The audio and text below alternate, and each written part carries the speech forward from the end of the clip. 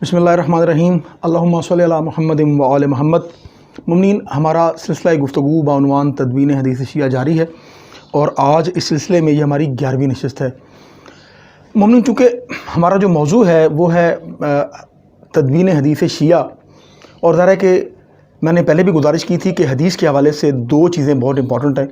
एक है हदीस की सनद और एक है हदीस का मतन। हमारा जो ये सिलसिला गुफ्तगू जारी है, इसमें हमारा चूँकि मौजूए गुफ्तगू इल्म तदवीन हदीस है, तो हमारा यानी कह लीजिए कि हमारा जो वास्ता पड़ेगा ज़्यादातर वो पड़ेगा हदीस की सनद के साथ। तो इस मौजू पे आगे बढ़ने से कबल मैं चाहता हूँ कि कुछ ज़रूरी टर्मिनोलॉजीज़ यानी कुछ ऐसी इस्तिलाहात हैं जो काफ़ी इंपॉर्टेंट हैं। यकीनन हमारे बुजुर्गान जानते हैं, लेकिन हमारे नौजवानों के लिए मैं चाहता हूँ कि ये चीज़ें ऑन रिकॉर्ड आ जाएँ और हमारे नौजवान जो हैं यानी मोमिनीन नौजवान वो इन चीज़ों को जान सकें और उनके तक भी ये इल्म जो है वो पहुँच सके। तो मोमिनीन, अपने मौजू की तरफ आते हैं कि हदीस की सनद के अंदर तीन चीज़ें बहुत इंपॉर्टेंट हैं। सबसे पहली चीज़ जो है वो है रावी, दूसरी चीज़ जो है वो है कंटिन्यूटी यानी सनद का जुड़ा होना, मुत्तसिल होना, और जो तीसरी चीज़ है वो है हदीस का यानी हदीस की सनद का मासूम तक पहुंचना, मुंतबिक होना, यानी सिलसिला सनद मुकम्मल हो, रावी से लेके मासूम तक एक पूरी चेन हो और वो मासूम पे जाके मुंतबिक हो यानी ख़त्म हो मासूम पे। अब इस हवाले से मैं वजाहत कर दूं, मैंने शायद पहले भी किसी वीडियो में ये वजाहत की है कि अगर सिलसिला सनद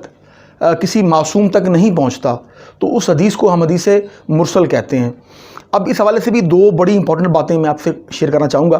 कि यहाँ पे दो नज़रियात हैं। अच्छा, अहले तशय्यो पे हमारे बिरादरान अहले सुन्नत एक इल्ज़ाम आयद करते हैं, वो ये है कि वो कहते हैं कि हमारी अहादीस जो हैं वो मुरसल हैं तमाम की तमाम, चूँकि हमारे यहाँ बकौल अहले सुन्नत बिरादरान के कि हमारी अहादीस में सिलसिला सनद रसूलुल्लाह तक नहीं पहुँचता बल्कि किसी इमाम तक पहुंचता है और फिर इमाम जो है वो उस रवायत को रवायत कर रहा होता है, आगे बयान कर रहा होता है। इस हवाले से मैंने गालिबन अपनी इस सिलसिला गुफ्तगू की चौथी या पाँचवीं नशिस्त में आप यूट्यूब चैनल पे देख लेंगे तो आपको इंशाल्लाह मिल जाएगी। मैंने वजाहत की है और मैंने हदीस बयान किया कि हमारा अहले तशय्यो का ये अकीदा है, हमारा ये नज़रिया है कि हमारे आइम्मा जो हैं वो अल्हम्दुलिल्लाह मासूम हैं। और मैंने एक हदीस भी बयान की थी कि जिसमें मासूम इमाम ने फरमाया कि मेरी हदीस मेरे वालिद की हदीस है और मेरे वालिद की हदीस मेरे जद की हदीस है और वगैरह वगैरह, पूरा एक सिलसिला वो हदीस मैंने आपसे शेयर की हुई है। तो मुमिन, कहने का मतलब ये कि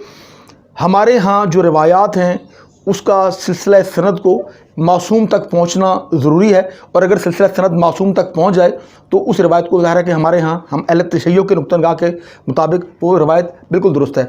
अब मुमिनीन, एक बहुत ही इंपॉर्टेंट चीज़ इसके बाद एक नई चीज़ वो ये कि रावी की वो क्या शराइत हैं, वो क्या कंडीशनैलिटीज़ हैं जिन पे हम किसी रावी की रवायत को तस्लीम करते हैं, उसको कबूल करते हैं। तो मुमिनीन याद रखिएगा, नौजवान बिलखसूस, कि रावी की ये जो 6 शराइत हैं ये बहुत इंपॉर्टेंट है। नंबर 1 इस्लाम, नंबर 2 अक़ल, नंबर 3 बुलूग, नंबर 4 ईमान, नंबर 5 अदालत और आखिर पे 6 पे ज़ब्त। यानी रावी का मुसलमान होना अव्वलीन शर्त है। अक्लमंद होना यानी साहिब अक्ल होना, मिनी दरबाए के कोई फातरुल अकल या कोई मजनू या कोई दीवाना वो हदीस का रावी नहीं हो सकता, उसकी रवायत को एक्सेप्ट नहीं किया जा सकता। इसके अलावा बुलूग भी एक बहुत बड़ी इंपॉर्टेंट शर्त है। हम अहले तशय्यो के यहाँ, चूँकि मैं गुफ्तगू कर रहा हूँ अहले तशय्यो नुक्ता निगाह से, तो हमारे यहाँ बालिग होना रावी का अज़द ज़रूरी है। बलूगत के बगैर हदीस को कबूल नहीं किया जाता। अब इसमें एक और छोटा सा नुक्ता है, ज़रा कि फ़िकी बातें हैं।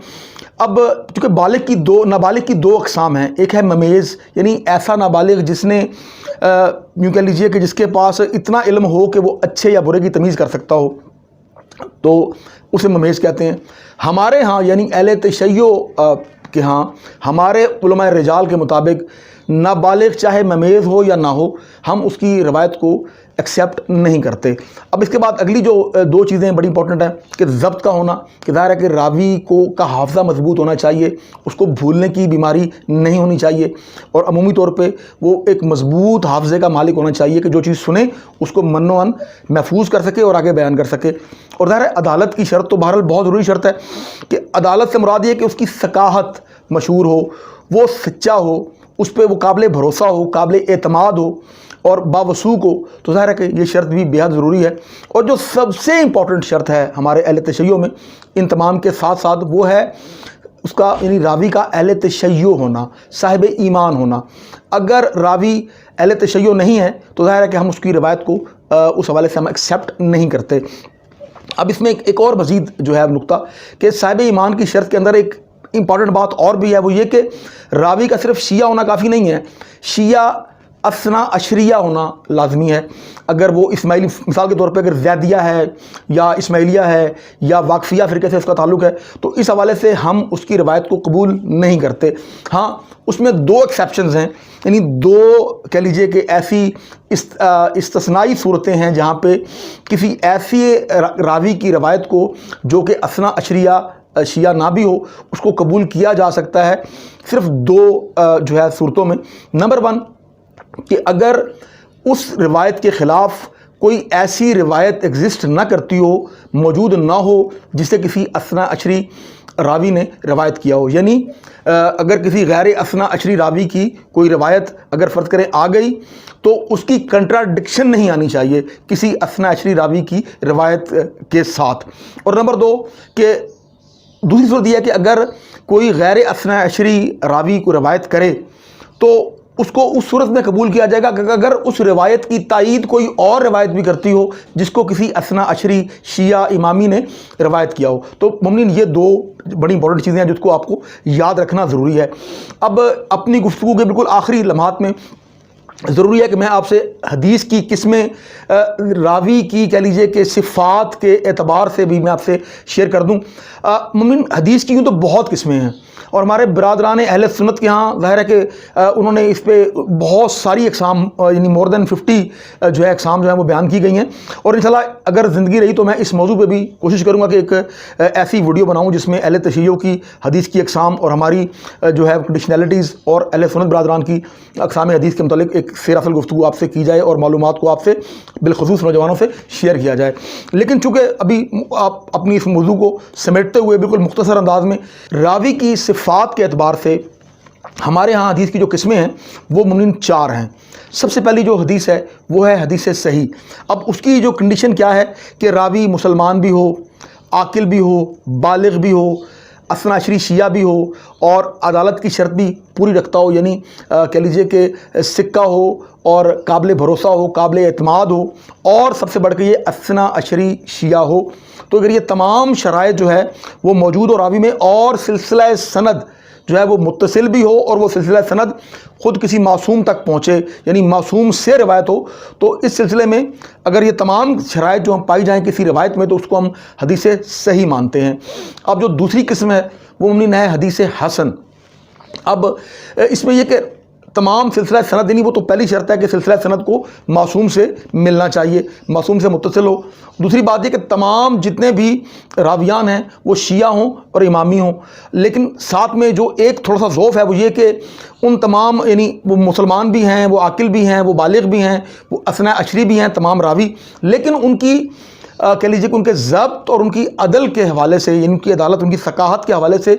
ہمارے جو اہل تشیع علماء رجال ہیں، جو ہمارے بزرگان ہیں، انہوں نے کوئی واضح اس کی صراحت نہ کی ہو، اس پہ کوئی واضح کہہ لیجیے کہ ان کا کوئی قول موجود نہ ہو، یعنی ان راویوں کی عدالت پہ، ان کے ضبط پہ، تو ایسی حدیث کو ہم حدیث حسن قرار دیتے ہیں۔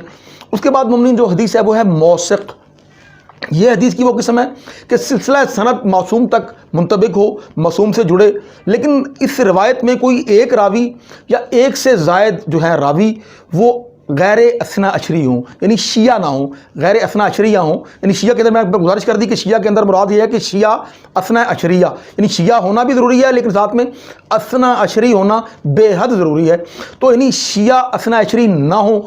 لیکن اب اس میں جو ایکسیپشن ہے وہ کیا کہ ہمارے جو علماء رجال ہیں انہوں نے ایسے راوی کی عدالت اور ضبط کے متعلق بہت واضح انداز میں اس کی توثیق فرمائی ہو، یعنی ہمارے علم الرجال کے علماء کا یا ہمارے بزرگان کا کوئی نہ کوئی قول اس راوی یا ان راویوں کی عدالت یا ان کے ضبط کے حوالے سے، یعنی ان کی ثقافت کے حوالے سے، ان کے ضبط کے حوالے سے موجود ہو، تو ظاہر ہے کہ اس روایت کو ہم موثق کہتے ہیں۔ اور آخری جو قسم ہے چوتھی وہ ہے ضعیف۔ وہ یہ کہ اگر کوئی ایسی روایت جس میں جتنی میں نے شرائط پہلی 3 اقسام میں بیان کی ہیں، اگر وہ تمام شرائط جو یہاں سے موجود نہ ہوں تو اس روایت کو ہم اہل تشیع ضعیف قرار دیتے ہیں۔ تو ممنین یہ کچھ تھوڑا سا مختصر سا کہہ لیجیے کہ علم حدیث کے حوالے سے کچھ بنیادی باتوں کا آپ سے تذکرہ تھا، اور انشاءاللہ اب اگلی نشست میں کچھ بہت ہی یعنی کہہ لیجیے کہ انٹرسٹنگ معلومات آپ سے شیئر کریں گے کہ کیا اہل تشیع کے ہاں یوں کہہ لیجیے کہ راویوں کا کوئی ایسا بھی گروہ موجود ہے کہ جن کے اندر ایسی شرائط پائی جاتی ہیں، کچھ ایسی اسپیشل کوالٹیز ہیں کہ جن کی روایت کو اہل تشیع قرون اولیٰ سے لے کے، یعنی ہمارے علماء قرون اولیٰ سے لے کے متاخرین تک اور متاخرین سے لے کے اب تک جملہ شیعہ علماء، یعنی تمام کے تمام کل کے کل آل ٹوگیدر تمام شیعہ علماء ہمارے اور علم الرجال کے تمام ماہرین ان راویوں پہ اندھا اعتماد کرتے ہوں اور ان کی روایت کو یعنی کہہ لیجیے کہ بغیر کسی کیلو کال کے، بغیر اف اینڈ بٹ کے اس کو ایکسیپٹ کرتے ہوں اور اس روایت پہ عمل کرتے ہوں، بلکہ اس روایت کے حوالے سے بہت سے اس کی یعنی ان روایات کی جو ان راویوں سے ہوں ان کے حوالے سے مختلف نظریات بھی رکھتے ہوں کہ اگر سلسلہ سند میں کوئی راوی ایسا بھی آ جائے جو کہہ لیجیے کہ ثقہ نہیں بھی ہے، تو بھی اگر اس سلسلہ سند میں جن خصوصی لوگوں کی میں بات کر رہا ہوں، اسپیشل لوگوں کی، اسپیشل پیپل کی، اگر وہ راوی ہوں تو کیا ایسی روایت بھی ایکسیپٹ کی جائے گی؟ جی ہاں بالکل، ہمارے یعنی کہہ لیجیے کہ مکتب تشیع میں ایسے راوی موجود ہیں، ائمہ کے ایسے اصحاب موجود ہیں جنہیں ہم اصحاب اجماع کہتے ہیں، کہ جن کی منزلت اور جن کا مقام و مرتبہ اس قدر بلند ہے کہ ان کی روایت کو مختلف حوالوں سے میں عرض کروں کہ ایک اسپیشل مقام حاصل ہے ہمارے یعنی اہل تشیع کے علم و رجال کے حوالے سے۔ تو انشاءاللہ اس پہ گفتگو کریں گے اگلی نشست میں، تب تک کے لیے خدا حافظ۔